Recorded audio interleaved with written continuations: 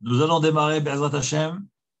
Donc, c'est Parashat Nasso, le 9 Sivan, 5781, jeudi 20 mai 2021. Le sujet principal que nous allons traiter, c'est Birkat Kohanim, la bénédiction des Kohanim. Mais on va quand même toucher avant de s'engager dans Birkat Kohanim, quelques points dans la paracha de Nasso. Ici, la Torah, dans le Perek He, Pasuk Yud, la Torah dit la chose suivante. Vi'ish et kodashav lo yihiyu. Je traduis. Vi'ish, un homme. Et kodashav.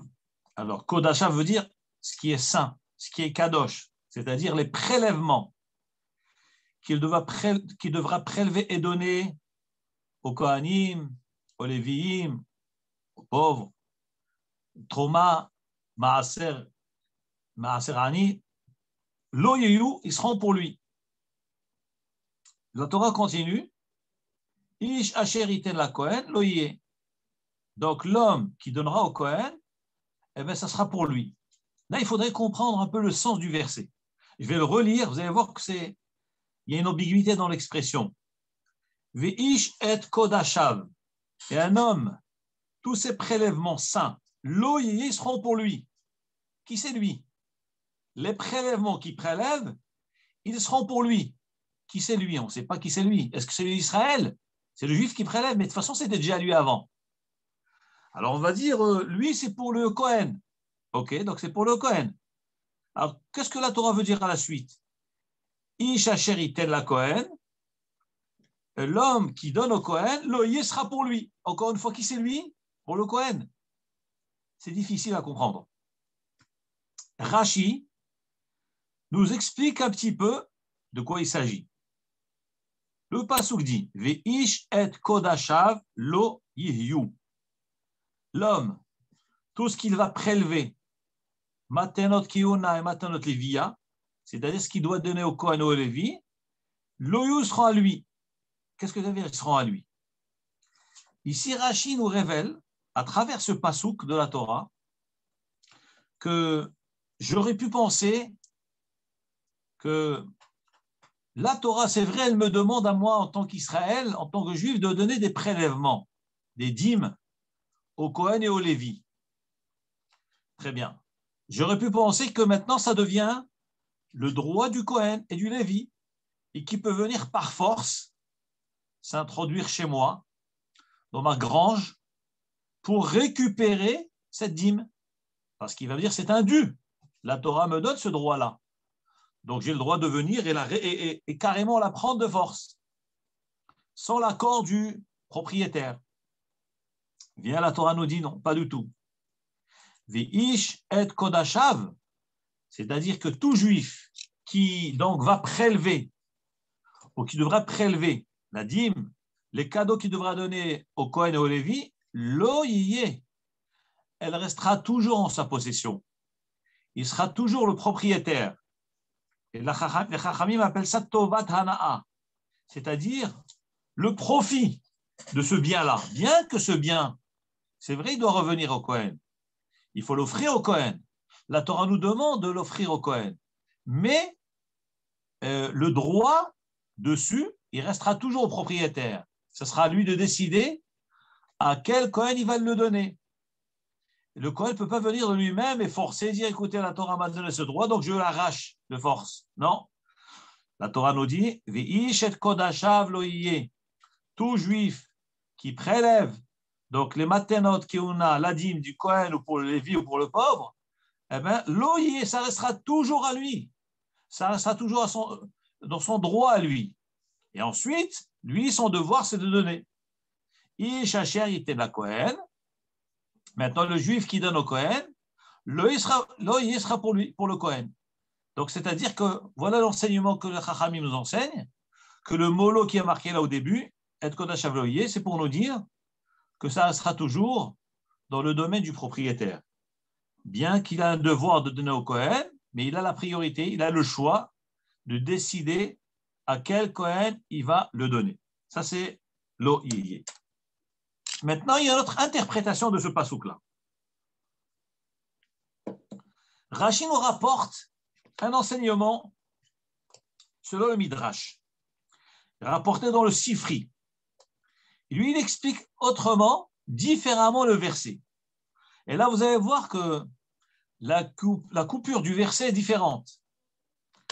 Donc, évidemment, ce n'est pas le sens simple, mais c'est le sens du Midrash. Ve'ish et kodashav, c'est-à-dire, je m'explique, Ve'ish un homme, et kodashav, c'est prélèvement, c'est-à-dire toute chose qu'il devra prélever.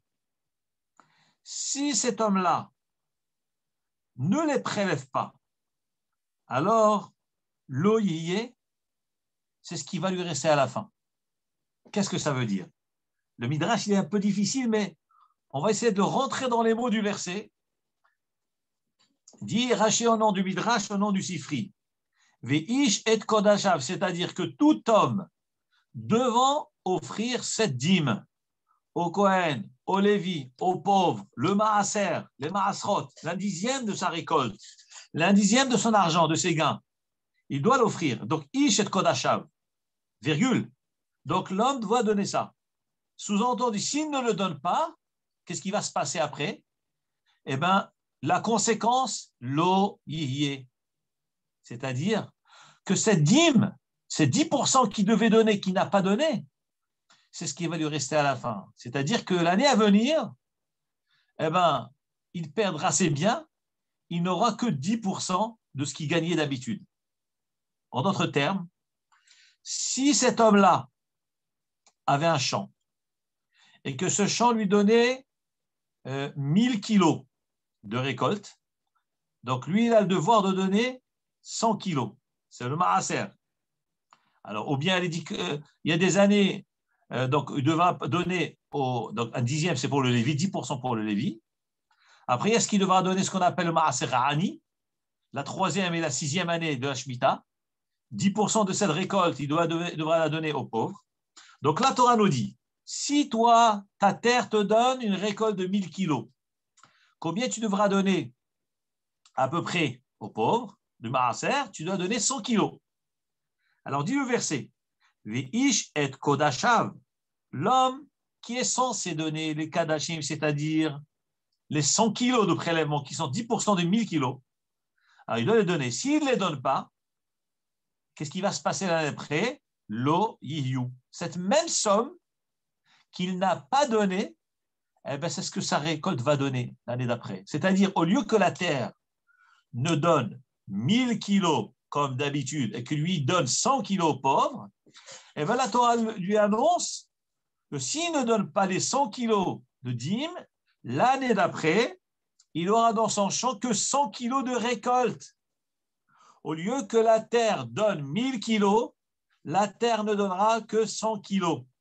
Voilà comment Rashi explique le verset selon le Sifri, le Midrash, après dans le Sifri. Et ça rentre dans les mots, je vous dis comment ça marche dans les mots.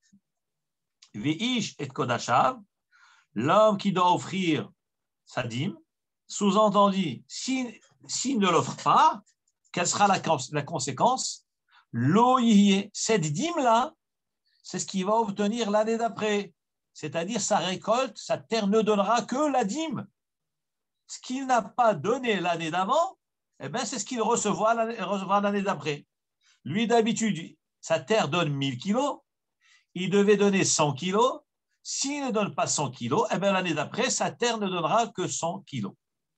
Le Midrash rapporte, ça c'est ce que je vous ai expliqué maintenant, c'est ce que Rashi explique au nom du Midrash qui est rapporté dans le Sifri. La Gemara dans le traité de Megillah, page 9, côté A, pardon, pas Megillah, Masechet Ta'anit, Masechet Ta'anit, Daf Tet Amud Aleph, donc le traité de Ta'anit, page 9, côté A. Là-bas, Tosfot nous rapporte une histoire qui est arrivée. Il rapporte au nom du Midrash qu'une fois il y avait un riche. Baruch Hashem, ce riche avait un grand champ. Et son champ donnait chaque année 100 cours.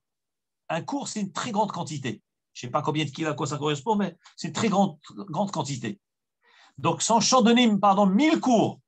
1000 cours donnés. Sa récolte, le champ donnait 1000 cours. Et chaque année, donc ce père qui était riche, aisé, donc, Baruch Hashem respectait la tradition, il donnait 100 cours. Donc, 10% du bénéfice qu'il avait. Sur les 1000 cours, il donnait 100 cours. Au Anim, en tant que Maaser. Donc, chaque année, l'une après l'autre. Et chaque année, la terre donnait et redonnait avec abondance. Ce Richard, voyant qu'il vieillissait, que sa fin s'approchait, il dit à son fils, écoute mon fils, j'ai quelque chose à te demander. Voilà, tu sais, moi, j'ai toujours été pointilleux de cette mitzvah-là de Maaser. Mon champ me donne chaque année 1000 cours. Et moi, je donne chaque année aux pauvres 100 cours, à raison de 10% de Maaser pour les pauvres. Donc, je voudrais, mon fils, que tu maintiennes cette mitzvah-là après mon départ de ce monde, après 120 ans.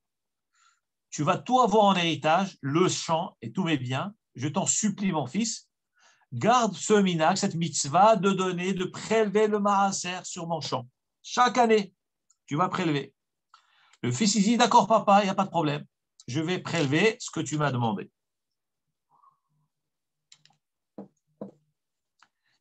Hélas, le père décède et le fils, donc il est face à ce dilemme.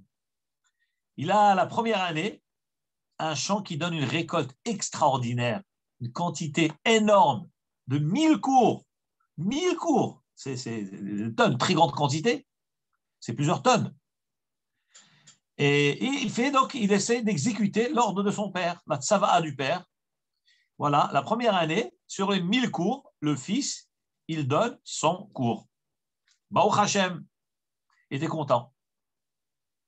La deuxième année, après le décès du père, l'année redonne encore 1000 cours.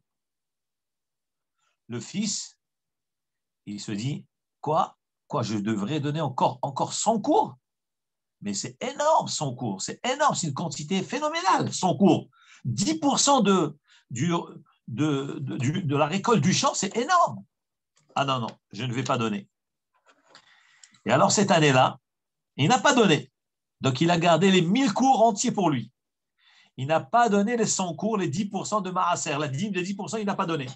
Il n'a pas donné aux pauvres, il n'a pas donné aux Kohen. Alors, donc c'est l'histoire qui est rapportée dans Tosfot, sur Masechet Ta'anit, Daftet. La Gemara raconte que la troisième année, au lieu que la terre donne 1000 cours, qu'est-ce qu'elle a donné?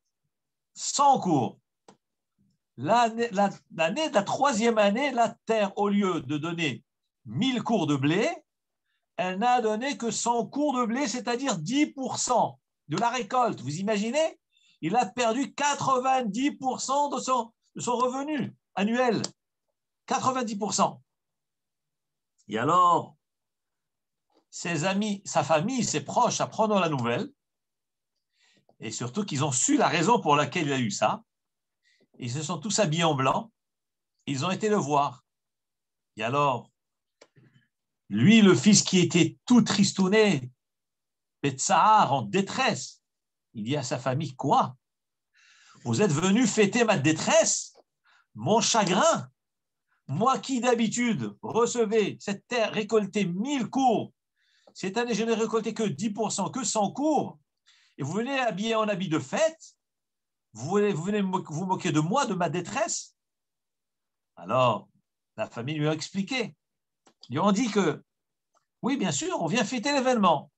Mais évidemment, c'est ironique, c'est sous forme d'ironie. C'est pour lui faire un moussard, lui faire un reproche. Quel reproche ils lui ont fait? Ils lui ont dit que jusque-là, le Baal Habayit, c'était toi. Toi, tu étais le maître de l'affaire, le maître de la maison, le maître du champ. Toi, tu étais le maître. Et tu devais donner 10% au Kohen. Le Kohen, c'est qui? C'est Akadosh Baruch Hu. Tu vas donner les 10% parce qu'Akadosh Baruch Hu te les a demandés. Lui, c'est le Kohen. Et lui, il te demande de donner aux pauvres. Donc, au début, Toi, tu étais le Baal Habayit. Tu étais le maître de l'affaire. Et Hachem, c'était le Kohen. Tu devais donner donc les 10%, les 100 cours au Kohen, à Hachem, pour les pauvres. Mais maintenant, comme tu as désobéi, qu'est-ce qui s'est passé? Hachem a repris le champ. Donc, qui c'est le maître maintenant? C'est Hachem. Et toi, tu es devenu Kohen. Donc, combien on donne au Kohen? 10%. Ben, Hachem, il t'a fait un cadeau. Il t'a donné tes 10%. Et c'est pour ça qu'on vient fêter l'événement, inaugurer que tu es nouveau Kohen maintenant. Évidemment, c'est pour se moquer de lui, pour le dire ça. Hakadosh Baruch Hu t'a donné un champ en possession. Il t'a donné 1000 cours chaque année. Combien il t'a demandé de donner? Il t'a pas demandé de donner tout. Il t'a demandé de donner 10%. Mais pour qui c'est 10%? Pour les animes, pour les pauvres, pour les gens qui n'ont pas de moyens. Tu n'as pas voulu ce cadeau. Tu as refusé le cadeau. Ben, c'est très simple. On va inverser le rôle. Hachem va redevenir propriétaire de ton champ. Ben, Hachem est redevenu le propriétaire. Donc, il t'a donné combien dans ton champ? Il a gardé 1000 cours pour lui. Il t'a donné dans ton champ 100 cours. Donc, tu es devenu un Kohen qui ne reçoit que 10%, comme un pauvre misérable. Alors, tu préfères être quoi? Un riche ou un misérable? Un riche. Moralité, tu aurais dû donner le maaser. Souvent, un homme, il fait des calculs. Des calculs et des calculs. Ah, mais si je donne tant et tant, je vais perdre. 10%, oh là là, c'est 10% de ma recette, de mon revenu, de mon salaire mensuel. 10%, c'est énorme. Mais au contraire, les 10% que tu donnes, c'est grâce à ces 10% que tu arrives à obtenir les 90%. C'est grâce à cette dîme que tu as décidé de donner. Qu'Hachem, il fait que tu devais le maître du foyer, le maître du champ, le patron, l'employé qui touche le salaire. Baruch Hachem, ta récompense, c'est que tu as 90%. Ah, tu ne veux pas donner aux pauvres? Tu veux tout garder pour toi? Ah ben très bien. Mesure contre mesure, ben Hachem va récupérer le tout. Il va te donner ce qu'il donne aux pauvres, les 10%. Et avec tout ça, c'est un cadeau du ciel. Et estime-toi heureux de recevoir les 10% parce que tu ne mérites même pas les 10%. Voilà le moussard que nous dit le Tosfot au nom du Midrash dans Masechet Ta'anit Daftet Amud Aleph. Lié avec ça, c'est exactement l'histoire qu'on vient de dire maintenant. C'est ce qu'on vient de dire maintenant. Ishet Kodashav. L'homme, il a des devoirs vis-à-vis de la Torah, vis-à-vis d'Hachem, vis-à-vis de ses frères, vis-à-vis des pauvres, vis-à-vis des Kohanim. On a des devoirs. C'est ce qu'on appelle Kodashav. Kodesh, c'est Kadosh, c'est saint, c'est sacré. Si cet homme-là vient à être défaillant à ce niveau-là et n'assume pas ses engagements, ce que la Torah lui impose, eh bien, qu'est-ce qui va se passer? Loyou, eh bien, tu ne recevras que ce que tu aurais dû donner aux pauvres. Eh bien, tu recevras comme un pauvre. C'est-à-dire, tu perds ce que tu aurais dû recevoir comme un riche et tu ne reçois que ce que le pauvre aurait dû recevoir. Voilà ce que le Chacham nous enseigne. Et c'est un très grand moussard que dans les mitzvot, il ne faut pas réfléchir. Lorsqu'on a un devoir, on le fait. On a un chiyuv, on le fait. Et vous savez, la Gemara dit qu'un jour, Resh Lakish, il me semble que c'est dans ma Sechet Hagiga, un jour Resh Lakish a rencontré un petit enfant qui sortait du Beth Midrash. Il lui dit, Psokli Psukar, dis-moi le pasouk que tu as appris. On a parlé souvent des petits-enfants qui révélaient des grands secrets. Dans le Zohar, Yanouka, le petit enfant, le petit génie. Quand la Torah nous parle d'un petit enfant, c'est des neshamot extraordinaires. Elle nous amène un petit enfant qui bouleverse la Gemara, qui bouleverse l'enseignement, qui nous bouleverse dans la révélation. Voilà la pureté d'âme d'un petit enfant. Et la Gemara, justement, nous raconte aussi l'histoire d'un autre Yanouka. Cette fois-ci, ce n'est pas le Zohar, c'est la Gemara. Que Rabbi Resh Lakish, il marchait dans la rue, il voit un enfant qui sort du Beth Midrash. Et il lui dit, Psokli Psukar, dis-moi ton verset, qu'est-ce que tu as appris aujourd'hui au Beth Midrash? Il lui dit, voilà ce que j'ai appris aujourd'hui. Aser, t'es Aser. Prélève, tu prélèveras. Et alors, Resh Lakish, en entendant ce verset, il s'est posé une question. Mais pourquoi la Torah se répète? La Torah me dit, Aser, prélève, t'es Aser, tu prélèveras un dixième. un dixième, tu prélèveras.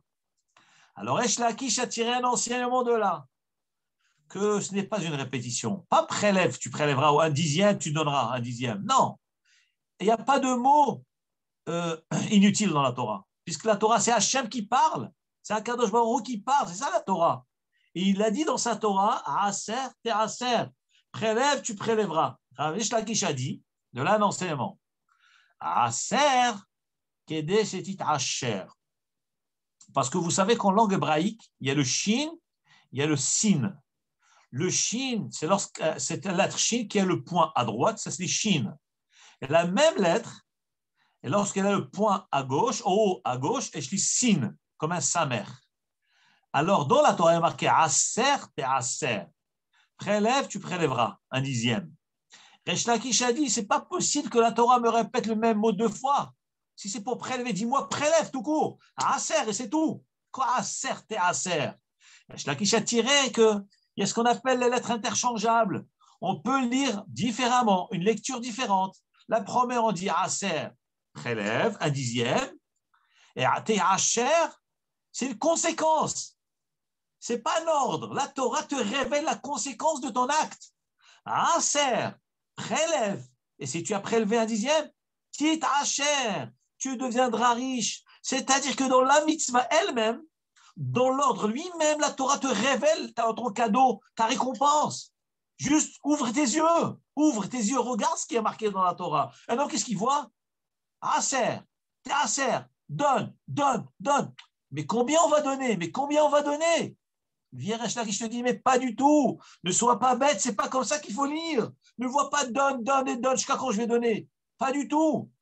Une fois tu donnes, et la deuxième c'est quoi?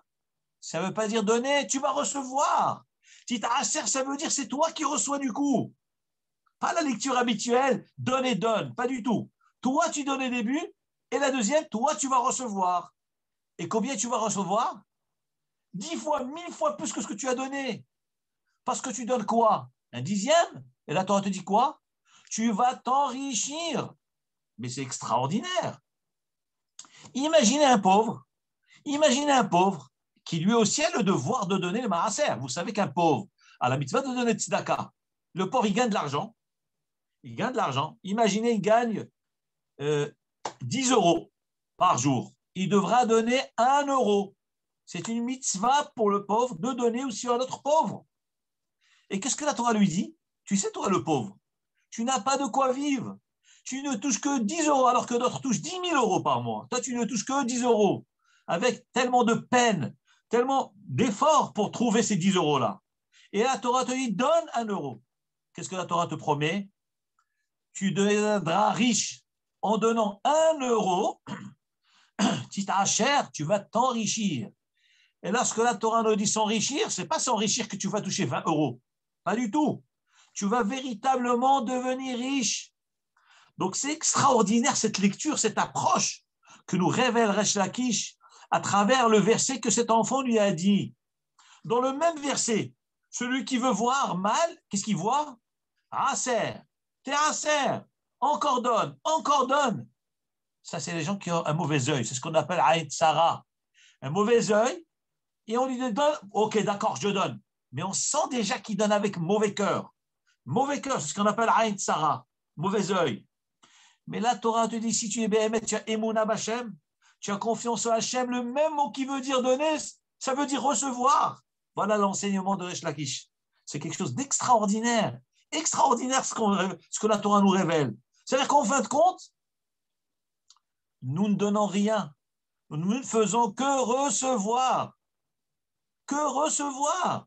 On est dans un monde d'illusion. On croit qu'on donne. On croit qu'on perd. Mais pas du tout. Tu es en train de gagner. Tu es en train de récupérer. Tu es en train d'investir. Voilà ce que c'est. Et c'est ce que nous voyons dans ce passouk qu'on vient de dire, Vishet Kadashav Loyou. Et aussi dans le passouk de Resh Lakish, Aser te Aser.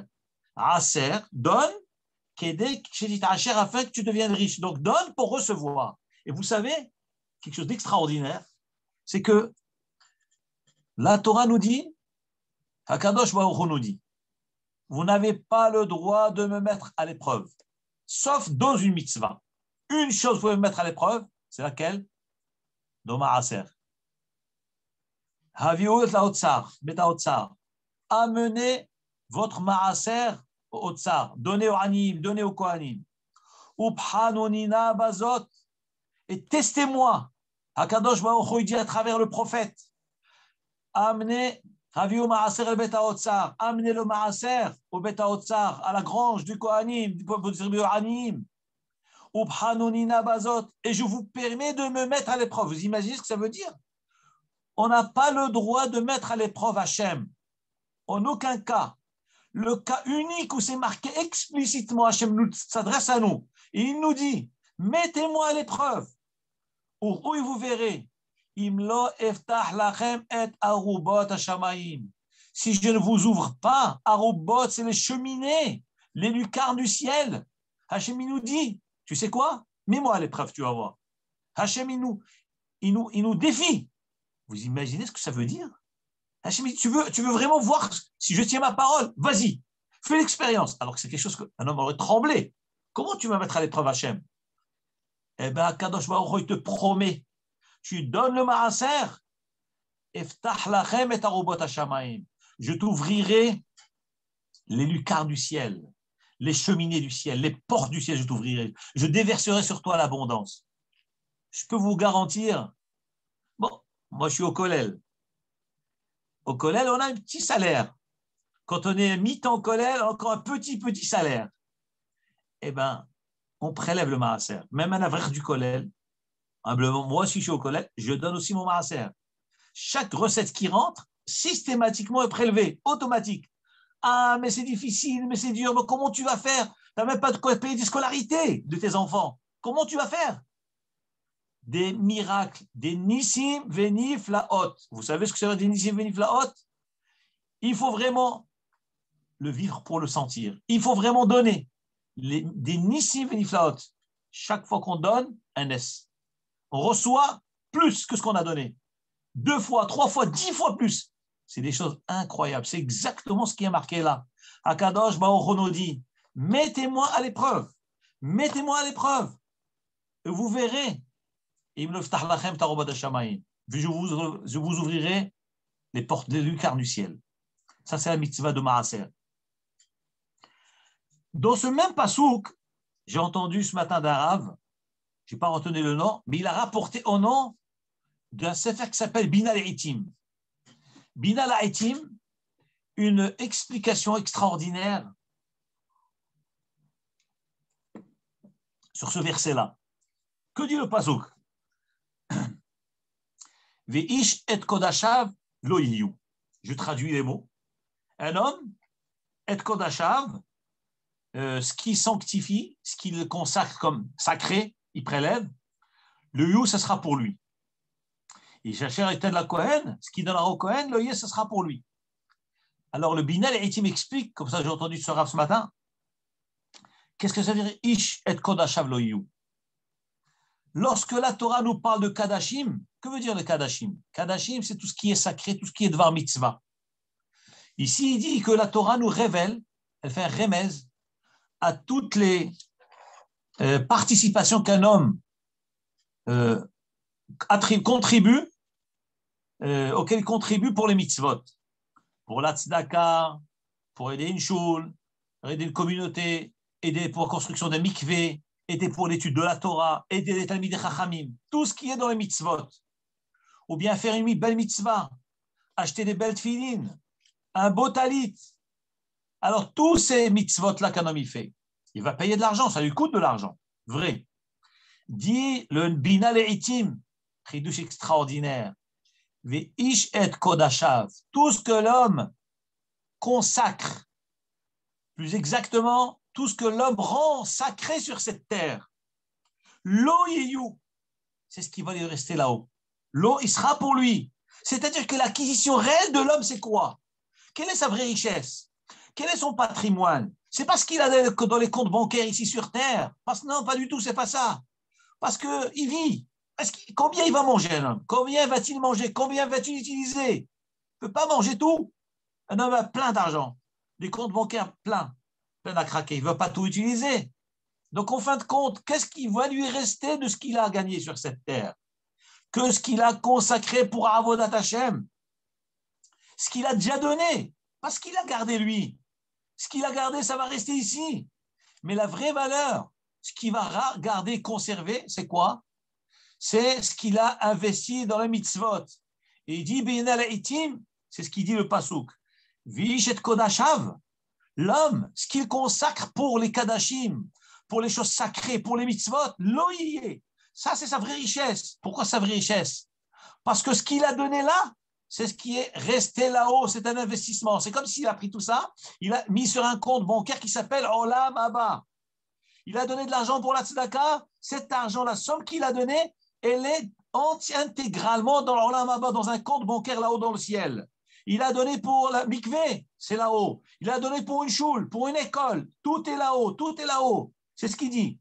Et kodashav, ce que l'homme a sanctifié sur cette terre, virgule, lo yiyu. C'est ça sa vraie richesse. C'est ce qu'il va garder à la fin après 120 ans. Parce que ce qu'il n'a pas donné, eh ben, ce n'est pas à lui. Il va rester là sur terre, il n'offrira rien du tout, il va laisser pour les autres. Comme Resh Lakish a dit, on raconte qu'un jour, Resh Lakish, il était vieux, il sentait sa fin arriver. Alors il a demandé à sa famille, allez voir combien j'ai laissé dans mon patrimoine, dans mes biens. La Gemara raconte que ses proches sont venus et lui ont dit, tu sais, eh ben voilà ce que tu as laissé, Kabba de Mourika, une petite mesure de Mourika d'une épice. Il a dit, quoi? J'ai laissé ça sur terre, c'est ce que j'ai laissé, et je vais partir, je vais laisser ça. Il a dit un pasouk sur lui-même. Ils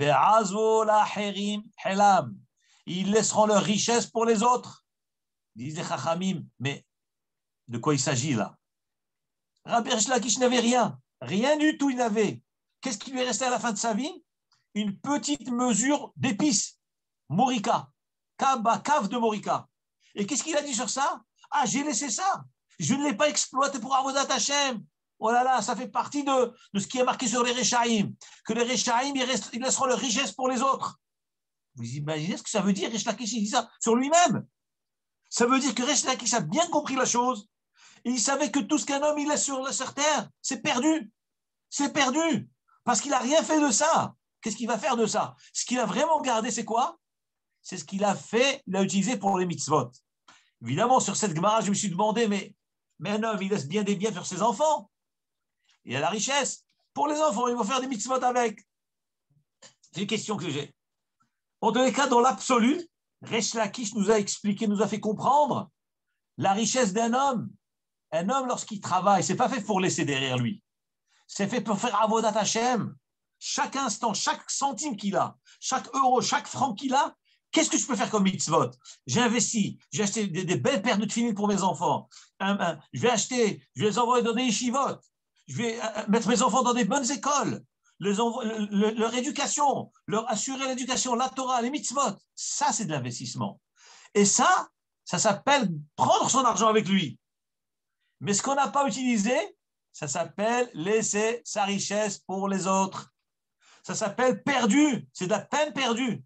Et c'est ce que le Baal Bin al-Itimi dit. Ve'ish et kodashav, ce que l'homme rend kadosh, lo yiyeh. Ça s'appelle que lui, il détient cette richesse-là. Pourquoi? Parce que ce qu'il a consacré, ce qu'il a donné pour la Torah, c'est là-haut. C'est comme quelqu'un qui prend de l'argent et qui met ça un compte d'épargne. Chaque mois, un virement, 100 euros, 200 euros, tous les mois, eh ben c'est exactement ça, dit le Ben al-Itim. Chaque argent que j'investis dans les mitzvot, c'est un compte d'épargne. Lo yéyé.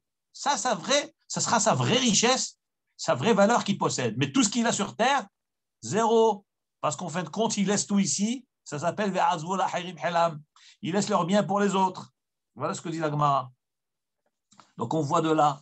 Pas sentir qu'on perd de l'argent, on fait une mitzvah, on donne. Au contraire, là, tu as gagné maintenant. Là, tu as vraiment investi ton argent.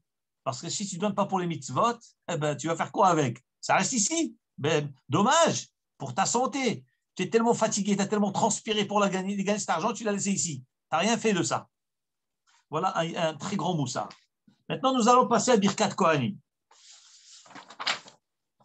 Vaidaber Adonai el Moshe lemor. Hachem dit à Moshe, Daber el Aaron ve'el banav lemor. dit Aaron à ses enfants, en disant, Kot evarechu et Béné Israël. Ainsi vous bénirez les Béné Israël. Amor lahem. Dis-leur. Donc retenons bien. Hachem dit à Moshe de dire à Aaron et à ses enfants, je leur donne une mitzvah à Aaron et à ses enfants ainsi qu'à tous les Kohanim qui vont suivre. Kot evarechu et Béné Israël.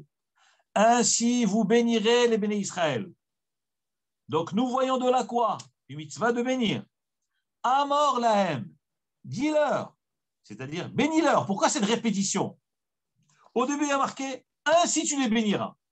Ensuite, Amor lahem, dis-leur quoi? Yavarechecha Adonai veishmerecha. Deux points, j'ouvre les guillemets. Voici le texte que vous devez leur dire. Vous les Kohanim, toi Aaron et tes enfants, lorsque tu vas bénir le peuple, voilà de quelle façon tu vas les bénir. Yavarechecha Adonai veishmerecha. Que Hachem te bénisse et te garde. Que veut dire bénir? Si ce n'est pas autre chose que garder. Et bénir quelqu'un, c'est le garder, c'est le protéger. Que veut dire Hachem te bénira et te gardera, mais c'est la même chose. Je continue.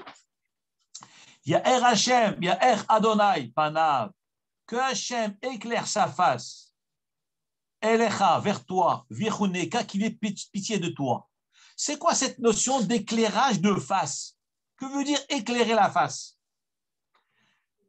Troisième passage, Issa Adonai Panav, Elecha, Hachem lèvera sa face, Elecha, vers toi, Viasem Lecha Shalom, il te mettra la paix, il te donnera, il t'accordera la paix. Vous constatez que dans Birkat Kohanim, il y a 3 versets. Le premier, c'est Varechecha Hashem Vishmerecha. Le deuxième, Ya'er Hashem Panav Elecha Vechoneka. Le troisième, Isha Hashem Panav Elecha Ve'asem Lecha Shalom. Donc nous avons 3 versets.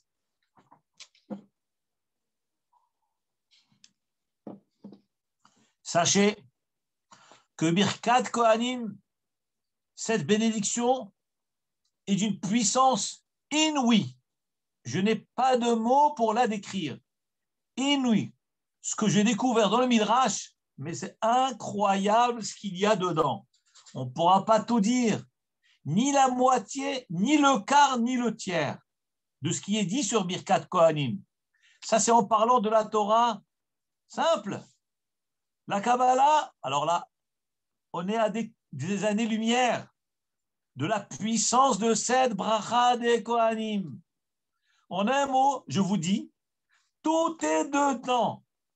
Tout ce que vous pouvez imaginer comme bénédiction se trouve dans Birkat Kohanim. Et je veux vous le prouver. Be'ezrat Hashem, on n'aura pas le temps de tout dire, mais au moins, toucher des doigts ce que c'est Birkat Kohanim. Qu'est-ce que c'est avoir le srout à la choule, d'entendre Birkat Kohanim, de venir le Shabbat à la choule, de baisser la tête sous le talit, d'écouter le Kohen faire une bracha. Et qu'est-ce que c'est le srout du Kohen lui-même de bénir le peuple? Mais c'est quelque chose inimaginable. On va essayer de donner avec le peu de temps que nous avons devant nous, qu'est-ce que c'est Birkat Kohanim. D'abord, on va démarrer, résoudre au fur et à mesure les questions qu'on a soulevées. Kot evarechu et Béné Israël. Ainsi, vous bénirez les Béné Israël. Dans le Shulchan Aruch, Ha'ilchat Nisiat Kapayim, la halachot relative à Birkat Kohanim, le Shulchan Aruch dit qu'il y a une mitzvah ta'aseh de la Torah de bénir les Béné Israël. Mitzvah positive de bénir le peuple juif. Hakadosh Baruch Hu ordonne aux Kohanim de bénir les Béné Israël.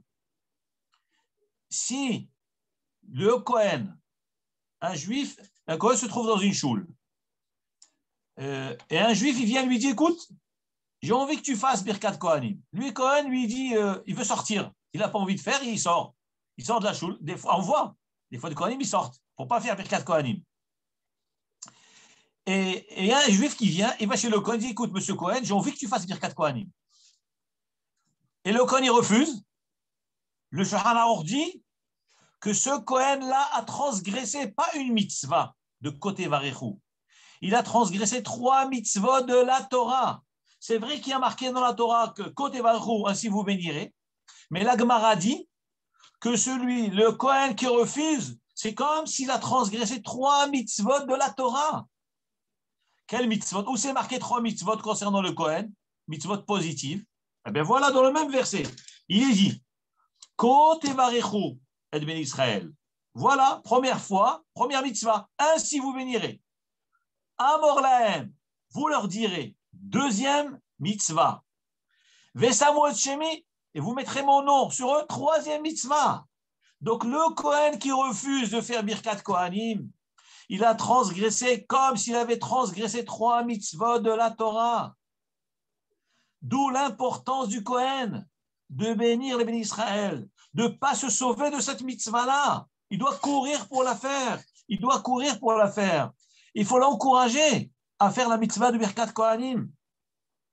Et dans le Pléoetz, il dit, Chas v'Shalom, des fois on voit des Kohanim qui se sauvent, ne veulent pas faire la mitzvah. Il dit, Chas v'Shalom, Am Israël a besoin du Birkat Kohanim.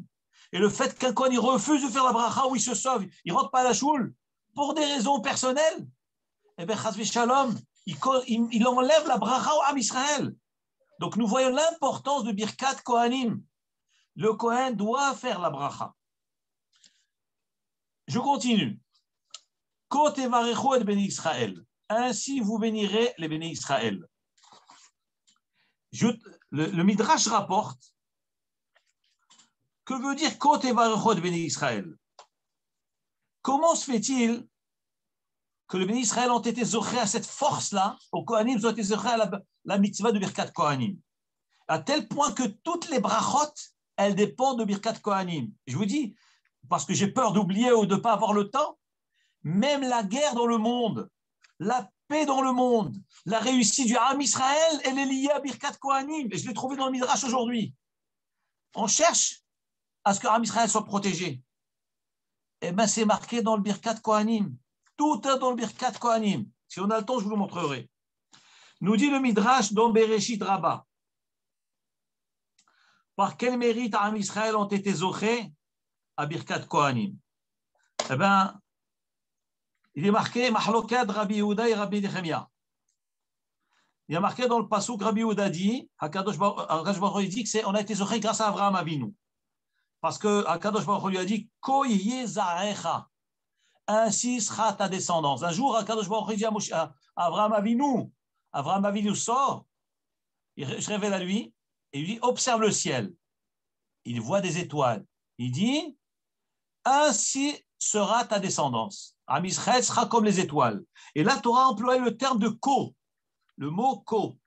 Dit le Midrash Rabbah, le mot ko ici, Hakadosh Baruch Hu a révélé à Am Israël que le même ko va être utilisé par les Kohanim.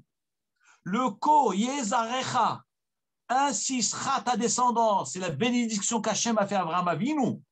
Quand Am Israël sera nombreux, comme, ressemblable aux étoiles du ciel, eh bien le même ko Hakadosh Baruch Hu a révélé à Avraham Avinu que Am Israël va être zoché à la Birkat Kohanim qui commence par Côté Varechu et Béni Israël. Ça, c'est selon l'avis de Rabbi Yehuda.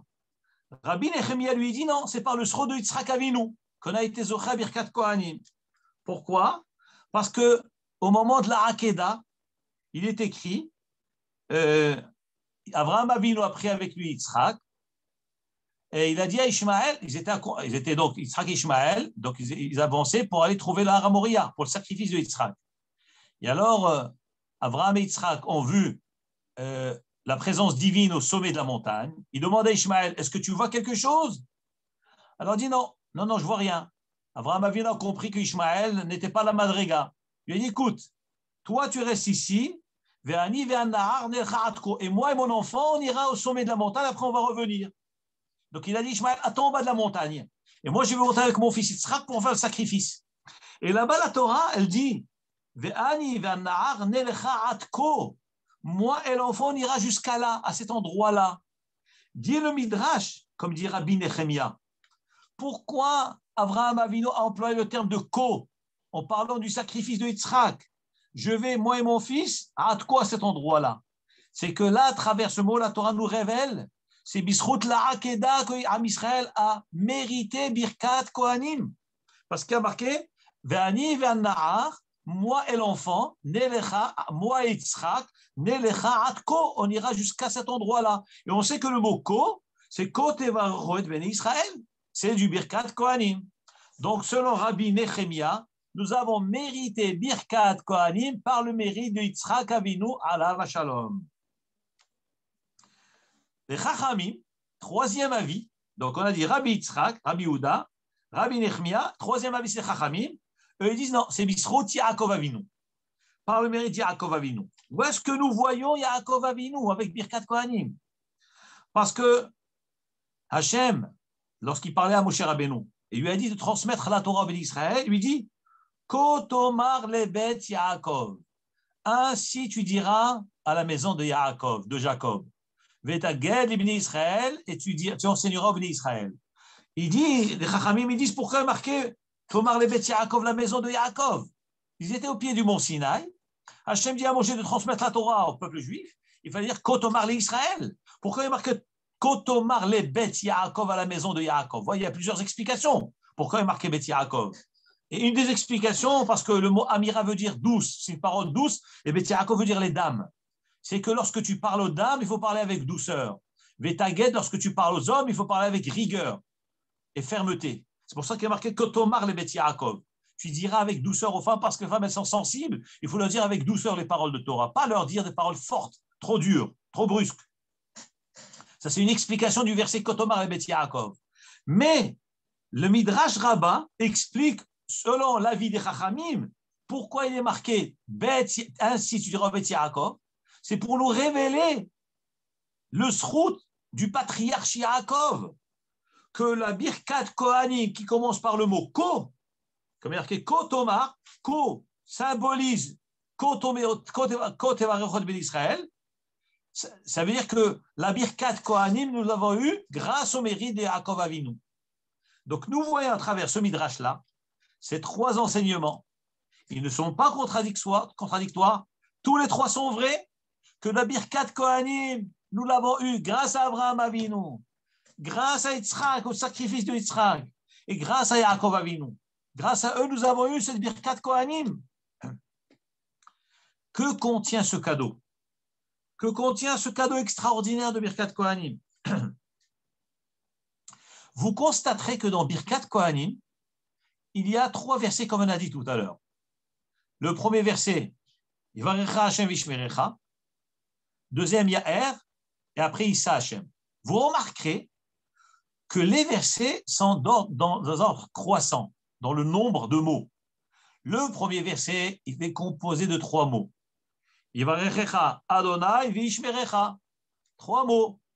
Le deuxième verset, Ya'er Adonai Panav Elecha Vichuneka, 5 mots.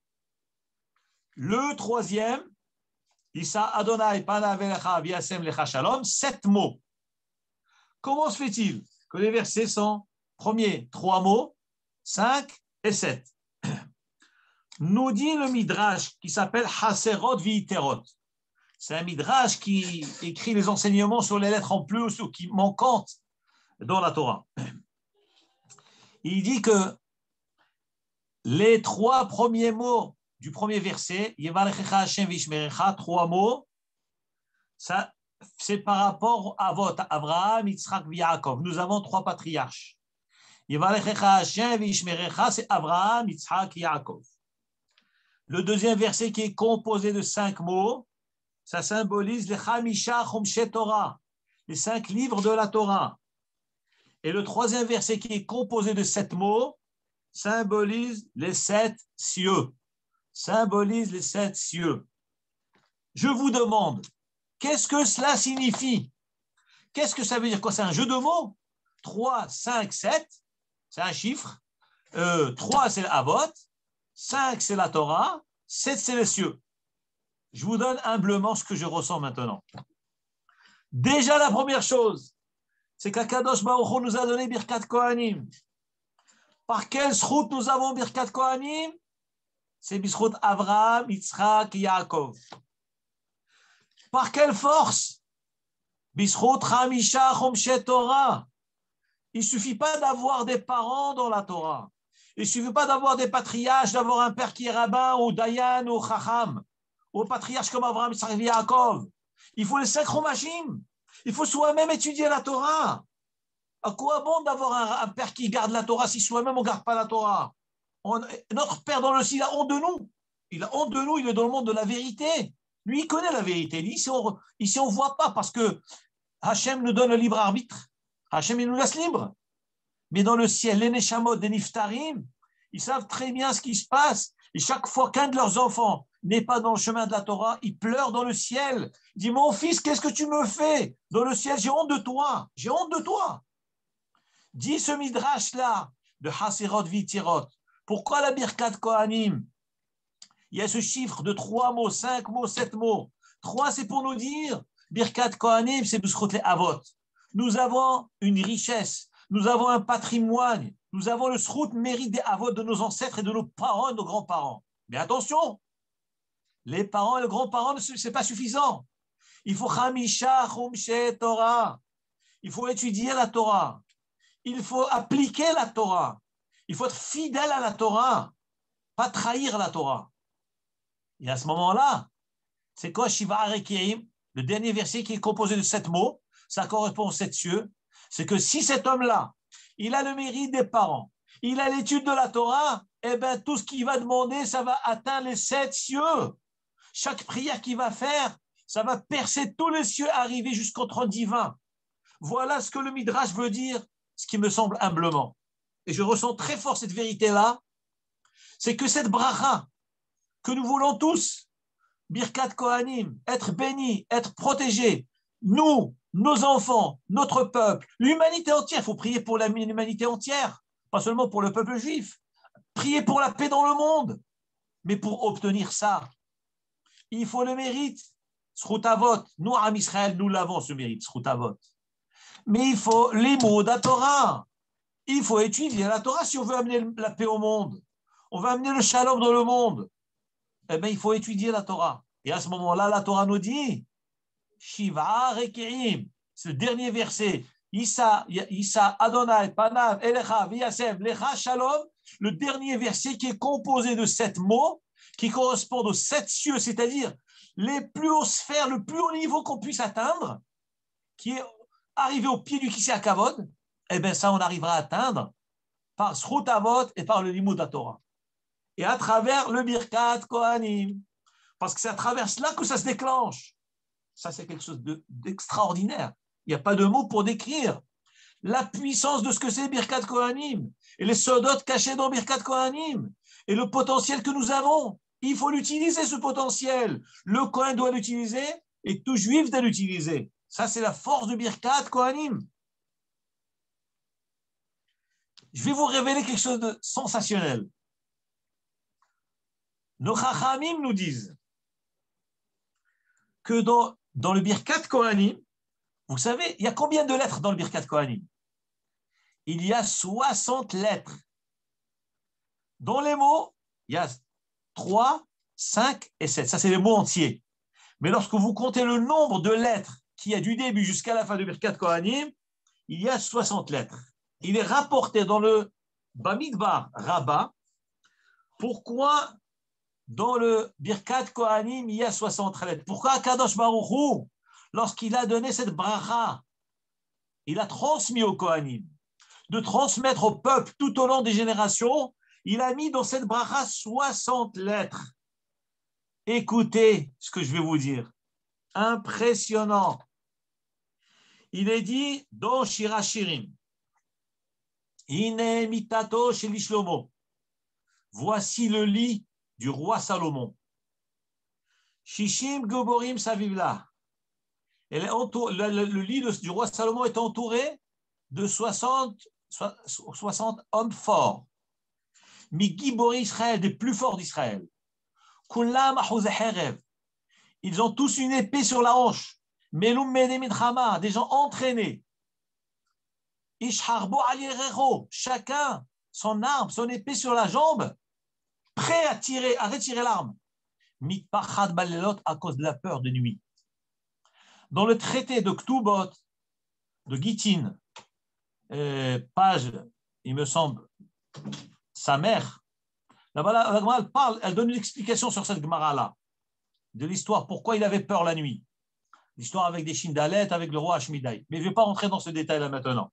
Je veux vous rapporter ce que le Midrash il dit ici chez nous. Il dit, vous savez qui c'est Shlomo? C'est Akadosh Baruch Hu. Akadosh Baruch Hu, il s'appelle Shelomo. Pourquoi Hachem, il s'appelle Shelomo? Dit le Midrash, Meler Shea Shalom Shelo. Le roi à qui appartient la paix. Nous voulons la paix, n'est-ce pas, dans le monde? Jérusalem, elle s'appelle Yerushalayim. Toutes les guerres se passent autour d'Yerushalayim. Tout ce qui se passe dans le monde autour de Jérusalem. Mais le mot Yerushalayim veut dire Shalom. Yerushalayim, c'est Yerushalem, un endroit de paix. C'est une ville de paix. Pourquoi elle s'appelle ville de paix? Parce qu'Hachem s'appelle Shalom. Le nom de Hachem, c'est Shalom. Et Hachem s'appelle Shelomo. Meler Shea Shalom Shelo. Donc Yerushalayim, c'est la ville de paix parce qu'elle porte le nom de Hachem. Et Hachem s'appelle la paix. Regardez ce que nous révèle le Midrash avec Birkat Kohanim. Incroyable. Hine mitato shel Shlomo. Voici le lit de Salomon. Qui c'est Salomon? C'est Akadosh Baruch Hu qui s'appelle Salomon. Vous allez me dire, mais le lit, mais quel lit? De quel lit s'agit-il ici? Si on parle du roi Salomon, je comprends bien. Le roi a un lit, il dort dessus. Que veut dire le lit de Hachem? Je vous révèle quelque chose. Dans le Zohar Akadosh, Parashat Teruma, il est rapporté. D'ailleurs, ce que je vous dis maintenant, il est rapporté dans le Sidour Tfilat Raphaël, que lorsqu'un homme prie, toutes les prières qu'un homme prie, il doit penser à 4 éléments. Retenez ce que je vais dire. Mita, Shulchan, Kissé, Menorah.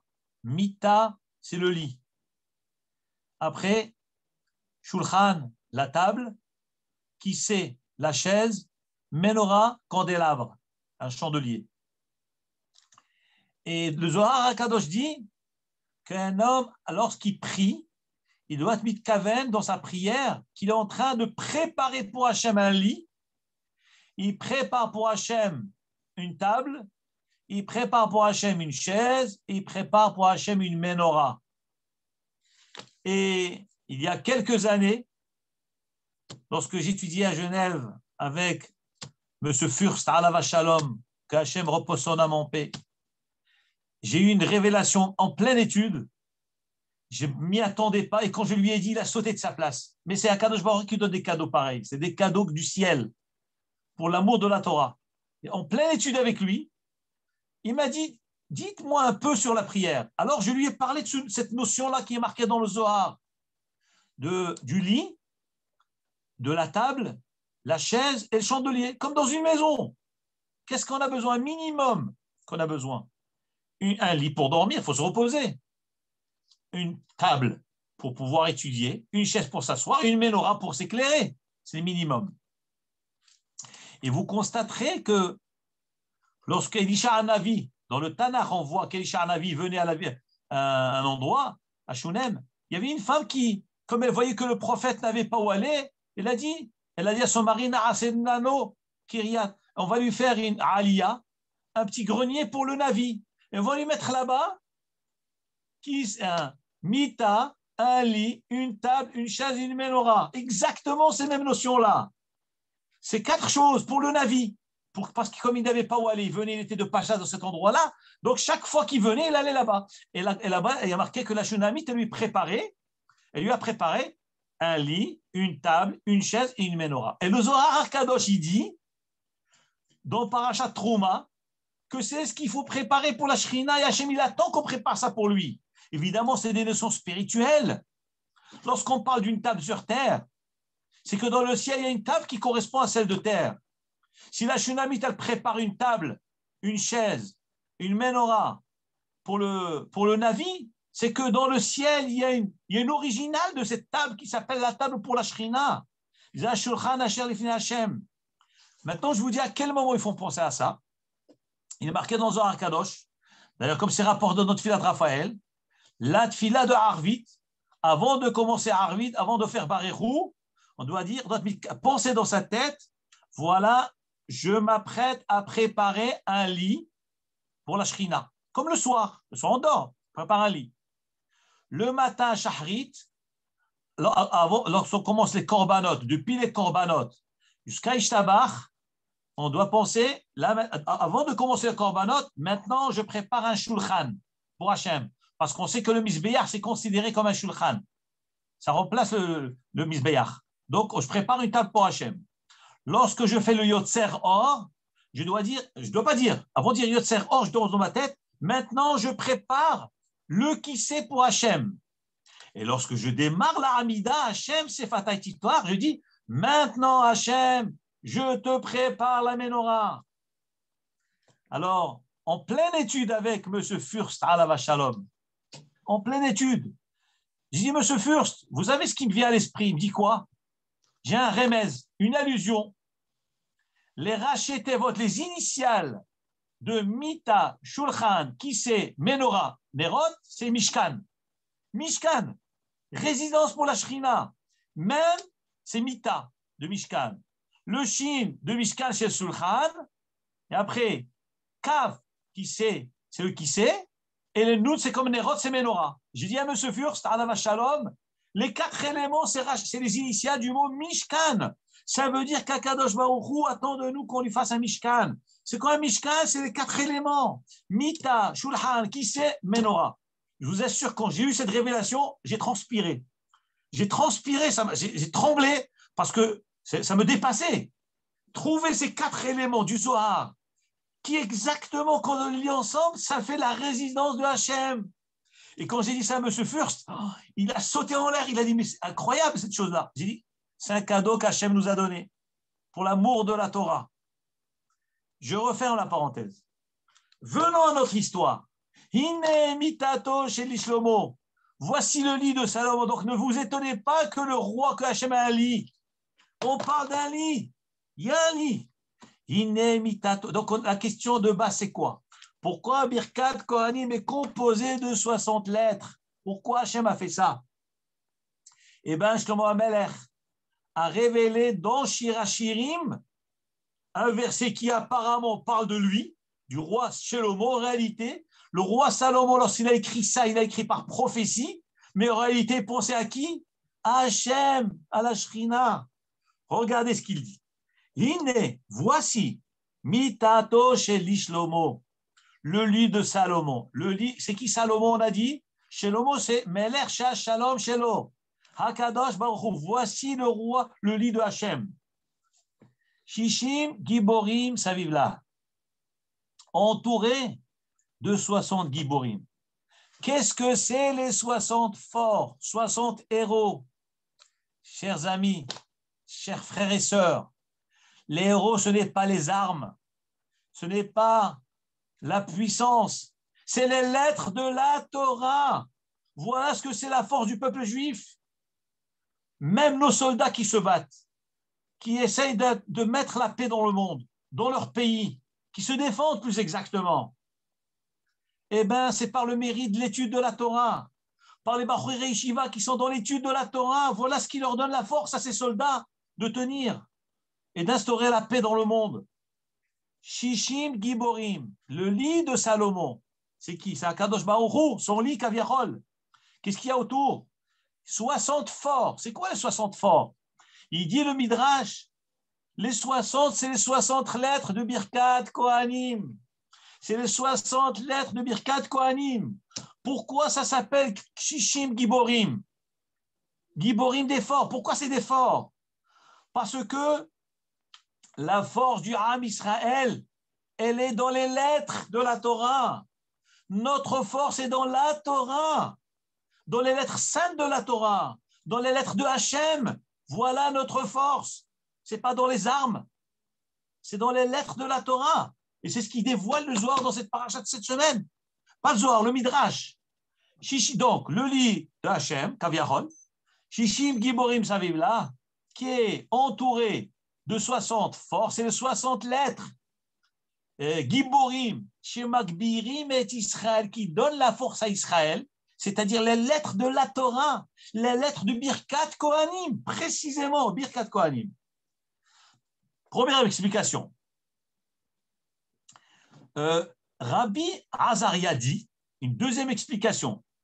Que veut dire Giborim? Nous, on a expliqué, première explication, c'est que Magbirim est Israël. Les lettres de Birkat Kohanim donnent la force au béni Israël. Rabbi Azaria, il dit autre chose. Shehem Niskarim Bigvura. C'est pas seulement que les lettres, elles sont fortes, elles donnent la force au béni Israël, c'est qu'elles sont prononcées avec puissance. Les lettres de Birkat Kohanim sont prononcées avec puissance. Vous allez me dire, qu'est-ce que ça veut dire prononcer avec puissance? Quoi? On crie? Il faut les crier? Non, c'est pas ça. Non, c'est pas ça. Prononcer avec puissance. C'est que chaque groupe de mots, il y a 3 versets. Dans chaque verset, il y a le nom de Hachem. Regardez. Yivarechecha Adonai Vishmerecha. Une fois le nom d'Hachem.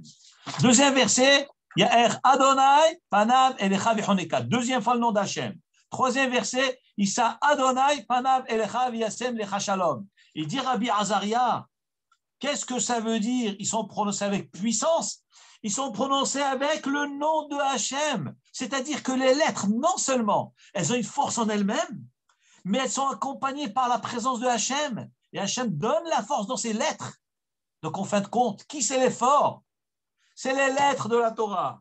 Qui c'est les forts? C'est le nom de Hachem qui est la force. C'est le nom d'Hachem qui est la force. Et d'ailleurs, il est marqué dans le Zohar à Kadosh. Dans les Tikkunim, il est marqué. Et c'est pour ça que c'est important, je vous le dis maintenant, pour nous tous, il est important de veiller à faire attention quand on prononce le nom de Hachem dans la prière. Avant de le sortir de la bouche, il faut réfléchir. Non parlons pas des brachot, mais même dans les psukim. Attention, tu vas prononcer le nom du roi des rois. Tu dois trembler avant de sortir le nom de Hachem de la bouche.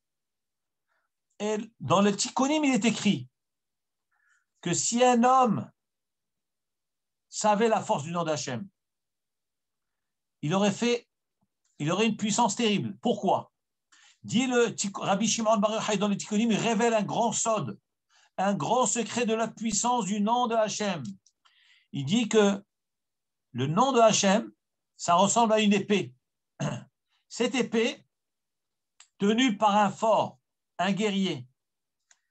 Le guerrier, il a la main droite et la main gauche. La première main droite, il y a 5 doigts dans la première main. 5 doigts, c'est la lettre He du nom de Hachem.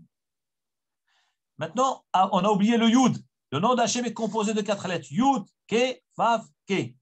Le Yud, c'est le socle, c'est la partie inférieure de l'épée. C'est là où on tient, le petit morceau où on tient, où le guerrier va saisir. Ce petit morceau s'appelle la lettre He du nom de Hachem. La lettre He du nom de Hachem. La première main, c'est le He. Donc nous avons le Yud, première main c'est He.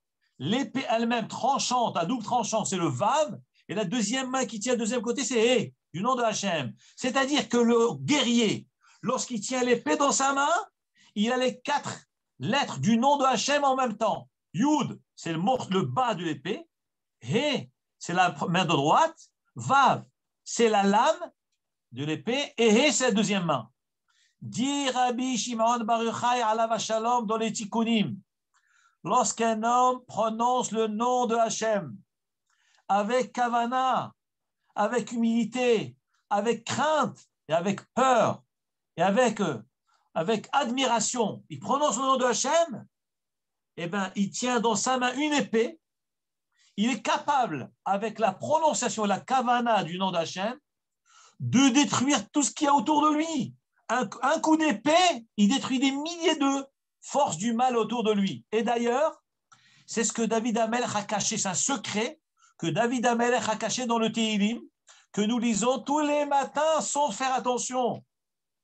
Nous disons, Romemot el bigronam, vecherev pipiyot beyadam. Romemot, dit Rabbi Shimon Bar Yochai, Romemot, élevé, elle, Dieu, bigronam par leur gorge, par la gorge. On élève le nom de Hachem. C'est-à-dire, On s'attache avant de prononcer le nom d'Hachem. On se concentre, on réfléchit. Qu'est-ce qu'on va dire? À qui on est en train de parler? Qu'est-ce qui va se passer après? Eh bien, lorsqu'on prononce le nom d'Hachem, bigronam, comme il faut, eh bien, on est en train de saisir une épée à double tranchant. Et là, tu auras dit à la suite, la asot nekama bagoyim, pour faire la vengeance de tous ceux qui veulent notre mal. Tochechod baleumim, remontrance à toutes les nations. Grâce à quoi? Pas l'épée. Quand on parle d'épée, c'est pas l'épée. On parle du P de la bouche. C'est pas au français. Au français, l'épée, c'est le couteau. Et en hébreu, l'épée, P en hébreu veut dire la bouche. C'est la prononciation du nom de Hachem. Voilà ce que c'est notre épée. Et c'est ça la force de Birkat Kohanim. Chaque lettre de Birkat Kohanim, c'est ça. C'est ce qu'il dit Rabbi Azaria. C'est quoi? Giborim. Pourquoi la lettre de Birkat Kohanim s'appelle Giborim? Parce qu'ils sont prononcés avec puissance. Quelle puissance? Pas parce qu'on crie. Pas du tout. C'est pas le fait de crier qui fait la force. Pas du tout. C'est la puissance du nom de Hachem dans lequel qui les entoure. Parce que dans chaque pasouk, il y a le nom de Hachem. Ça, c'est Birkat Kohanim. Ça, c'est, on a dit quoi? On a à peine dit quelques mots sur Birkat Kohanim. Quelques mots. Je vais juste... Il y a plein de choses à dire, mais au moins vous dire un Zohar extraordinaire. Et après, parce qu'il faut qu'on arrête le cours. Après, c'est à vous de poser des questions. Regardez ce que dit le Zohar à Kadosh. Le Zohar est rapporté dans Parashat Naso. J'ai lu ça aujourd'hui avec M. Abadi ce matin. C'est le passage qu'on lit le jeudi dans Chok l'Israël. Je dis rapidement. Rabbi aussi dit, au moment où les Kohanim lèvent leurs mains pour faire Birkat Kohanim et bénir le peuple, il faut faire très attention de ne pas regarder ou pas observer les Kohanim. Pourquoi il ne faut pas les observer? Parce que la Shrina, elle se pose dessus. Vous savez très bien que lorsque le Kohen il fait Birkat Kohanim, il ne faut pas le regarder en face. Il faut mettre le talit sur son figure ou baisser les yeux. Et parce que Akadosh Baruch Hu a dit Ko tevarecho et ben Israël. Ainsi vous bénirez les bénis d'Israël. Et à la fin, il y a marqué Va'ani avarechem, moi je les bénirai. C'est-à-dire que moi je passe à travers vous pour bénir le peuple. Donc chaque fois qu'il y a Birkat Kohanim, la Shrina elle descend. Bien que Hachem se trouve partout, bien que Hachem remplit la choule, il est dans sa présence, est omniprésente. Mais la Birkat Kohanim, Hachem il est là-bas lui-même, Kaviachol, semblable à un soleil qui rayonne. Les rayons vont partout, mais le soleil il a un endroit précis. Lorsque le Kohen fait Birkat Kohanim, c'est carrément le soleil qui rayonne. Et ils disent les Chachamim, comme ils disent Zohar HaKadosh, il est très dangereux de regarder les Kohanim faire Birkat Kohanim. Et remarquez que celui qui regarde les Kohanim, il peut devenir aveugle. Chas v'shalom, que Dieu en préserve. Regardez un Kohen pendant Birkat Kohanim, on peut perdre la vue. Pourquoi? Parce que la Shrina, la présence divine, elle se pose sur le Kohanim, elle passe à travers les doigts du Kohen. Et vous savez que le Kohen, lorsqu'il lève ses mains pour faire Birkat Kohanim, il doit faire 4, il doit séparer les doigts. Ça fait 5 écarts. 1, 2, 3, 4. Ça fait, donc, il sépare les doigts et la Shrina, elle passe entre les doigts, elle se propage sur le peuple. Et à ce moment, la bracha, elle descend sur le monde. Et lorsque le Kohen fait la bracha, par sa bracha, il déclenche le Kohen là-haut, parce que sachant, selon le Zohar HaKadosh, tout ce qu'il y a sur terre n'est qu'une représentation de ce qu'il y a là-haut. Donc, il y a un Kohen Gadol aussi dans le ciel. Qui c'est le Kohen Gadol au ciel? C'est Misraël, Sar Israël, à Kohen Gadol. Michael, Sar Israël, c'est le Kohen qui est dans le ciel. Et quand nous on fait Birkat, le Kohen il fait Birkat Kohanim sur terre, il déclenche la bracha du Kohen Gadol en haut, qui va déclencher l'abondance en haut, dans les mondes, et qui va déclencher l'abondance sur la terre. Donc on reçoit, on recueille la bracha du Kohen. Et donc le fait de regarder les Kohanim dans les doigts, Chas v'shalom, c'est qu'on regarde la Shrina en face, et Chas v'shalom, on peut devenir aveugle. Et Shlomo HaMelech a révélé dans Shir HaShirim cela. Il dit que il est marqué dans le verset que Mashgiach min halonot domé dodi litzvi. Ah oui, c'est extraordinaire. Domé dodi litzvi. Mon bien-aimé ressemble à un cerf. On leur en fait un yalim, c'est une autre bête sauvage. Medaleg aleharim et kafetz al-gvaot. Il saute des collines et des montagnes d'un endroit à l'autre Et après, il est marqué dans le verset, il saute comme un cerf et comme un antilope. Et après, il est marqué, notre bien-aimé, il est derrière nos murs. Il regarde des fenêtres, il voit à travers les interstices. Nous dit le Midrash, quelque chose d'incroyable. Qu'est-ce que ça veut dire qu'Akadosh Baruch Hu, il est comparé à des cerfs et des gazelles et des antilopes? Akadosh Baruch Hu, lorsqu'il y a Birkat Kohanim, qu'est-ce qu'il fait? Mais les choules, elles ne prient pas à la même heure. Il y a ceux qui prient honnête, se lever du soleil. Il y a ceux qui prient à 7 heures. Il y a le minyan de 8 heures. Il y a le minyan des jeunes. Il y a le minyan d'Israël. Il y a le minyan des pays américains. Il fait nuit chez eux, donc ils ne prient pas au même moment que nous. Mais Hachem a dit, quand tu fais Birkat Kohanim, je dois assister. Qu'est-ce qu'Hachem il fait? Il court comme un cerf. Il saute les montagnes et les collines d'une choule à l'autre pour ne pas rater un minyan. C'est incroyable ça.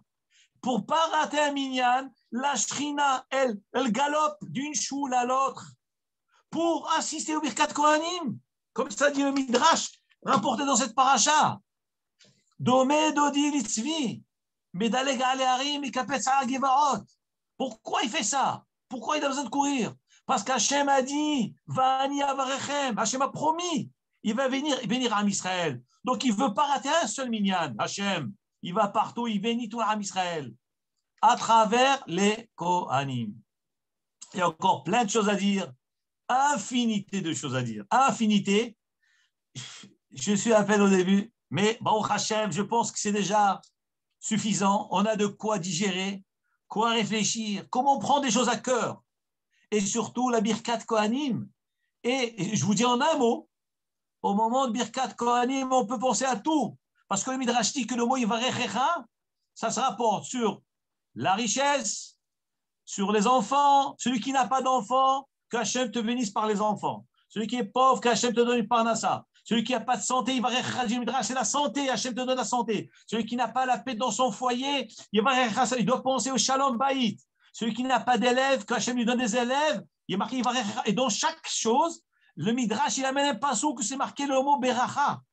Et ça, c'est la révélation du mot Yivarechecha. Et sans parler du Ishmerecha.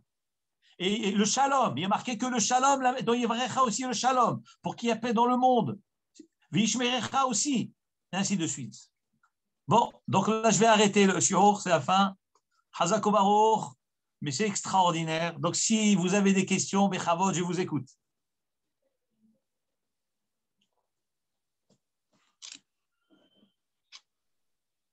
Hazako Baruch, voyons. J'ai une question.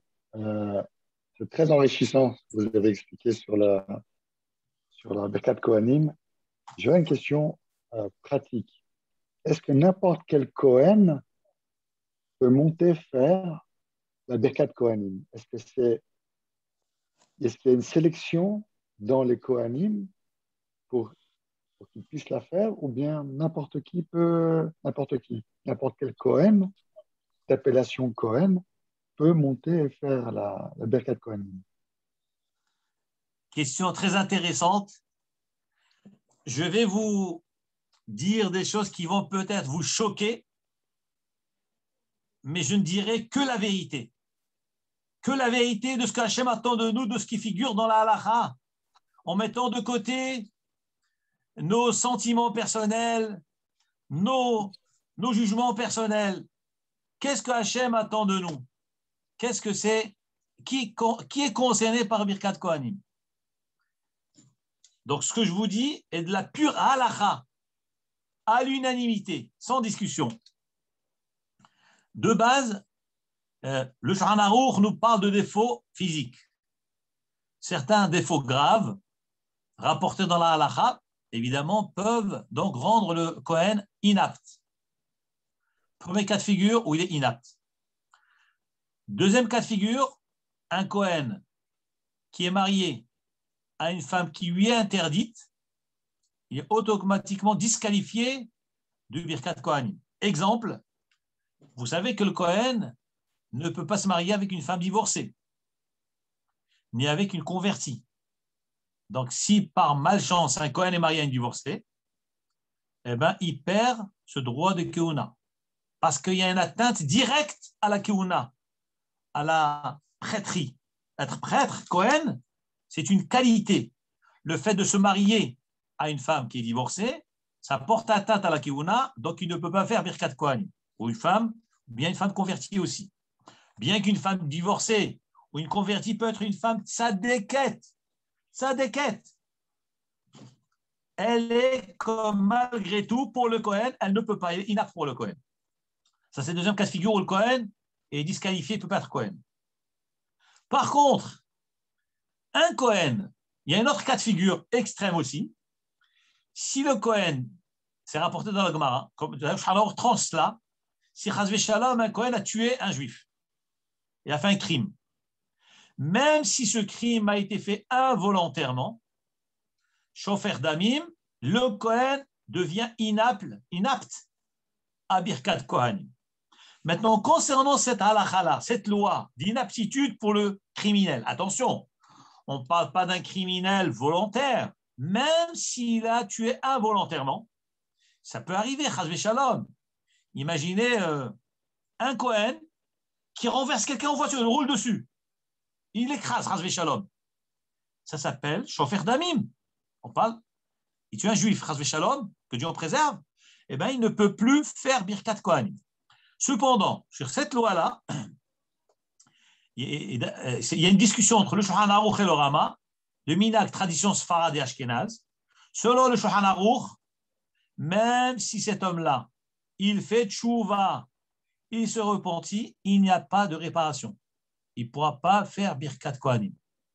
Mais, selon l'avis du Rama, cet homme-là, il regrette son acte, s'il a fait volontaire ou il est betsar, il fait tchouva dessus, eh bien, il redevient apte à Birkat Kohanim. En tous les cas, selon les Sfaradim, s'il a tué une personne, chas v'shalom, il est inapte.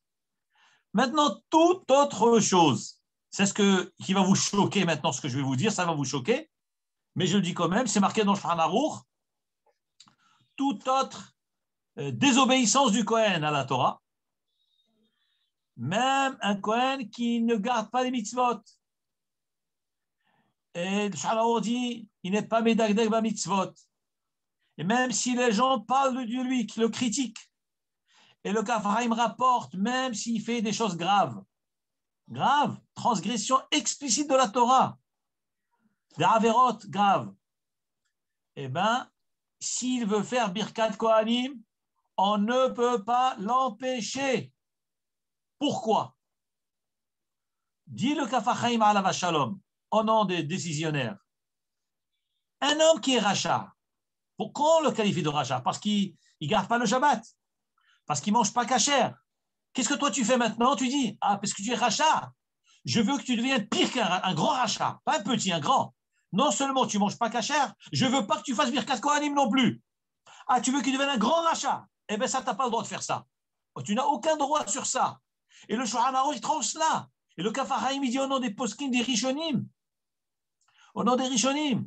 Il rapporte, c'est rapporté dans le Kaf HaChaim, au nom du Ran, au nom du Dosfot, que même s'il fait des avérotes, on ne peut pas l'empêcher de faire Birkat Kohanim. Si j'ai un juif qui vient à la choule, Shabbat, il veut faire Birkat Kohanim, je ne peux pas lui dire non, toi tu ne manges pas kasher, tu ne fais pas Birkat Kohanim. Je n'ai pas le droit de dire ça. C'est contre la halakha. Et voilà que, bien qu'au fond, on a un sentiment, on n'est pas bien, on ne se sent pas bien. Quoi, il peut faire Birkat Kohanim, ce n'est pas possible. Eh bien, c'est ce que la halakha dit. C'est ce que la halakha dit. Parce que Birkat Kohanim, c'est une mitzvah qu'il a. Tu ne peux pas lui enlever sa mitzvah. C'est comme si tu prends un juif qui ne garde pas Shabbat, tu dis, toi, tu n'as pas le droit de mettre les tefilines. Mais qui tu es pour lui enlever sa mitzvah de tefilines? Déjà, il ne fait pas une mitzvah, tu veux encore l'empêcher de faire cette mitzvah de tefilines? Eh bien, c'est marqué dans le Shulchan Aruch, dans le Kaf HaChaim, tu ne peux pas l'empêcher de faire Birkat Kohanim. Voilà, c'est quelque chose d'incroyable. Voilà, une halakha claire. Razak, une dernière question, peut-être très brièvement. Vous avez expliqué que pendant que les Kohanim donnent la bracha au Bnei Israël, c'est un moment qui est opportun pour chacun qui écoute cette bracha? Parce qu'il n'y a pas il n'y a pas de din à ce moment-là, n'est-ce pas? Je crois qu'on avait vu. Ouais. Quel est le comportement d'une personne qui se trouve dans une choule, qui a les yeux baissés parce qu'il ne peut pas les regarder? Quel est le comportement de cet homme ou cette femme qui est dans la choule et qui écoute la bracha? Qu'est-ce qu'il a, quelle opportunité qu'il a devant lui à ce moment-là? Si Alors, je peux me permettre avant que vous répondez, ouais, ouais. est-ce qu'il vaut mieux lui dire les psukim qui sont liés à chaque mot quand le Kohen dit, parce que dans le Siddur, il y a des psukim imprimés qu'on doit dire à chaque mot, ou il vaut mieux prier des prières personnelles? Je pense que le Rahim HaKadosh, il a institué des psukim à lire. Ouais. Il me semble. Maintenant, dans la halakha, quand on va dans le Shulchan Aruch, il faut se concentrer dans les mots. Se concentrer dans les mots. Qu'est-ce qu'on va chercher? Telle chose, telle ou telle. Écoutez chaque Yevarechecha. Il faut se concentrer. Je vais quand même reprendre un petit peu. Le Zohar HaKadosh dit, dans ce que M. Abadi a demandé, à quoi il faut penser, qu'est-ce qu'il faut faire au moment où il y a Birkat Kohanim. Regardez, je vais vous lire ce que le Zohar HaKadosh dit.